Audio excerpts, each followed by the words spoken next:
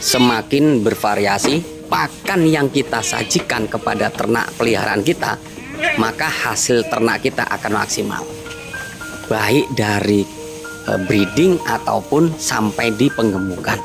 Nah, jadi buat kalian silahkan dicoba, pemberian pakan untuk ternak kita harus bervariasi. Halo guys, assalamualaikum warahmatullahi wabarakatuh. Jumpa kembali dengan Indra Palubi Channel. Kali ini kita akan bincang-bincang, kita akan bahas tentang seperti apa sih kebutuhan pakan ternak untuk kambing yang terbaik seperti apa. Nah, kita bahas. Jadi teman-teman, sebelum menjalankan sebuah peternakan, kebutuhan pakan itu harus planning yang ada paling terdepan. Jadi di planning sebelum memiliki peternakan. Nah, jadikan pakan atau stok pakan ini daftar teratas, karena 70% di dunia peternakan yang paling tinggi adalah perkara pakan atau kos pakan. Kalau teman-teman sudah bisa mengatasi kebutuhan pakan, artinya teman-teman sudah bisa untung 70%. Itu teman-teman. Jadi pakan apa yang bagus? Ya, berikan apa yang paling ada, yang paling melimpah, yang paling tersedia di tempat teman-teman.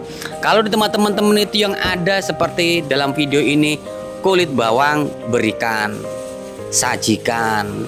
Nah, kulit bawang ini pun bagus untuk ternak. Di video ini sudah teman-teman bisa lihat. Perhatikan, ini adalah breeding dengan menggunakan pakan daun bawang. Nah, apakah ini berbahaya? Apakah ini bagus? Ini tidak berbahaya, tapi ini bagus. Karena di perkotaan, stok limbah bawang atau stok limbah kulit bawang ini hanya dibuang, tidak dimanfaatkan oleh orang. Bahkan ini menjadi limbah. Ya, ini jadi limbah, bahkan jadi PR bagi Pemda-Pemda setempat untuk pembuangan sampah. Kita sebagai peternak harus cerdik, bisa memanfaatkan di seputar kita apa yang ada. Nah, itu teman-teman. Tapi kalau teman-teman tidak memiliki atau tidak ada atau tidak bisa mencari, ya gunakan pakan yang lain. Nah, kalau untuk pakan lain yang lain itu lebih mudah lagi mencarinya. Apalagi untuk teman-teman yang ada di pedesaan. Di pedesaan itu paling banyak yang namanya hijauan. Bisa itu rerembutan, bisa itu ramban-rambanan. Bahkan yang paling sederhana pun untuk breeding kambing bur saja bisa disajikan dengan daun pisang. Daun pisang ini kan kalau di perdesaan itu sangat melimpah teman-teman. Bahkan dibuang-buang, apalagi setelah dipanen. Itu kalau teman-teman bisa perhatikan di setiap pemilik yang sudah memiliki perkebunan pisang atau batang pisang, itu kalau udah dipanen itu dibuang sia-sia, bahkan hanya dicacah. Nah, ini kita bisa manfaatkan. Kenapa? Karena kita harus jeli. Sepandai mungkin kita harus memanfaatkan hijauan seperti ini. Kemudian teman-teman, daun pisang ini juga bisa untuk menetralisir racun. Andai teman-teman ngarit daun singkong tapi takut untuk menyajikan, nah berikan dulu daun pisang ini agar racunnya saat nanti makan daun singkong bisa ternetralisir. Jadi gitu teman-teman. Biasanya daun singkong itu kan beracun. Nah, berikan dahulu makan daun pisang tadi. Saat kambing ini makan daun pisang dan perutnya sudah terisi, kemudian disajikan daun singkong. Nah, walaupun daun singkong itu beracun, saat sudah memakan daun pisang di awal, mudah-mudahan tidak akan keracunan. Nah, gitu ya. Jadi daun berikutnya adalah daun singkong. Nah, daun singkong ini ada beberapa jenis. Ada yang jenis beracun, ada yang tidak beracun. Contohnya yang tidak beracun adalah singkong IR, singkong Garuda, singkong Medan, singkong mentega, ya. Itu tidak beracun, bisa disajikan secara langsung seperti ini teman-teman. Nah, untuk singkong yang beracun, kalau teman-teman mau memberikan, mau menyajikan, itu bisa dahulu dijemur atau dilayukan. Tujuannya agar hilang sianidanya. Nah, kalau teman-teman ingin yang lebih bagus lagi agar racunnya hilang total, sebaiknya disilase seperti ini, yaitu dicacah atau digiling, kemudian dimasukkan ke dalam tong, drum atau plastik seperti ini, dikedap udarakan. Usahakan di dalam tidak ada udara lagi. Itu nanti akan ternetralisir menjadi fermentasi alami, maka disebutnya silase. Dan silase ini adalah sebuah cara atau pola penyimpanan hijauan untuk jangka panjang atau jangka lama. Nah, ini teman-teman harus bisa juga dan harus bisa menyetok seperti ini agar ngirit.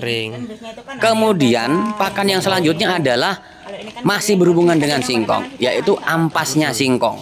Nah, singkong ini umbinya, daunnya bisa untuk makan, singkongnya bisa untuk tepung tapioka. Nah, limbahnya tepung tapioka yang berbahan singkong tadi disebutnya gamblong. Nah, ini adalah gamblong. Gamblong ini adalah limbahnya singkong yang dibuat tepung tapioka. Ini bagus untuk dibuat pakan ternak kita.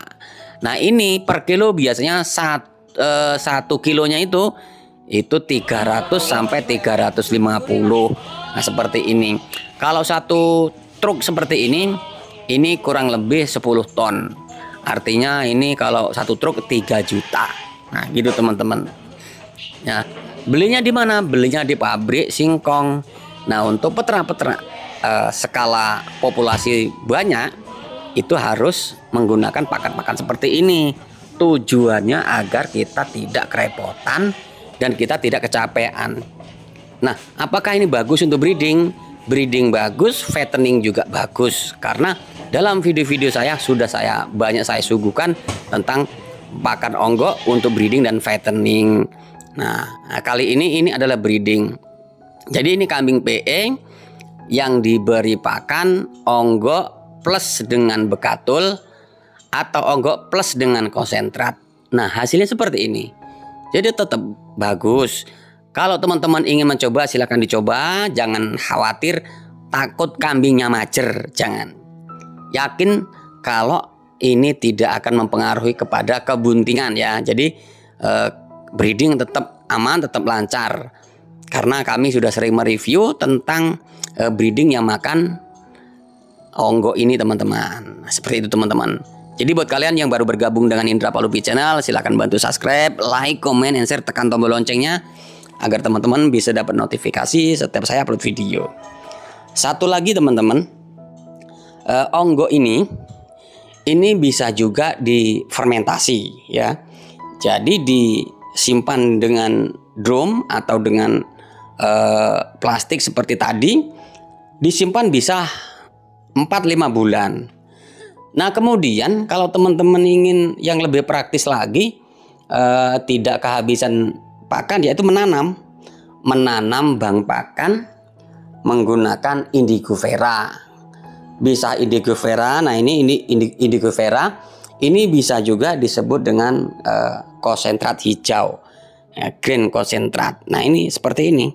Jadi peternak cerdas itu peternak yang paham dengan kebutuhan kambingnya. Jadi jangan mengandalkan ngarit saja, jangan. Ngarit terus coklek lur. Atau kita tanam kaliandra. Nah, ini kaliandra. Kaliandra ini juga bagus untuk pertumbuhan kambing. Kambing suka sekali dan ini untuk ditanam lebih mudah ya. Ini gampang tumbuhnya. Nah, untuk teman-teman yang lokasinya mungkin di Pulau Jawa dengan tanaman kaliandra atau indigo vera ini, kedua tanaman ini mungkin tidak asing di sana. Tapi kalau untuk di Sumatera, di Lampung khususnya, itu masih banyak yang belum tahu. Makanya sebagai seorang peternak harus berusaha menanamnya, terutama bank pakan. Tujuan bank pakan ini adalah agar kita tidak kehabisan pakan walaupun di musim kemarau. Contohnya seperti ini nih. Ini ke posisi musim kemarau.